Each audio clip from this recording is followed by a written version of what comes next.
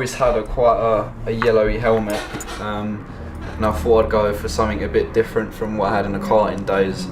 So, you know, this was chosen by me, my mum and my dad. We just, you know, we got given loads of different options for colours, and you know, we thought that the blue and the red and the white looked pretty good, mainly because of the Union Jack with the blue and the red, and of course the Spanish yellow. So yeah, I think obviously we got our website here, some sponsors, of course. We got our logo there with the name, and yeah, I mean, it's pretty basic, I'd say, compared to all the other helmets. I don't like all these lines that make it all look really complicated, so I wanted to keep it simple. We've got bits of glittery, but I will be having a new helmet soon, thankfully.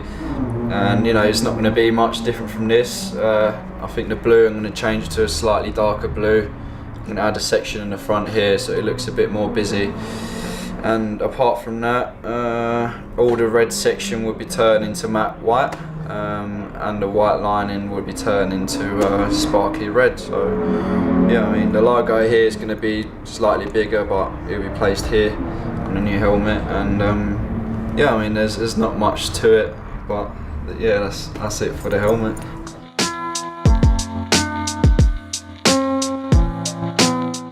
Yeah, so I mean, we've got the obviously upshift and the downshift.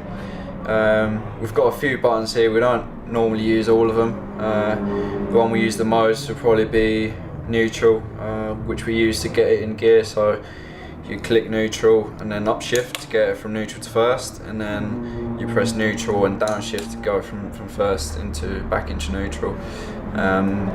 Pit limiter, so when you're in the pits, you just press that full throttle, and it should, you know, well, you pray it goes on the speed limit, otherwise you get a fine, pretty heavy fine. We've got the rain button, which all it does, it simply activates the rear rain light, so that all the cars can see where you are, which is pretty important. And then yeah, we don't use radios in British F3.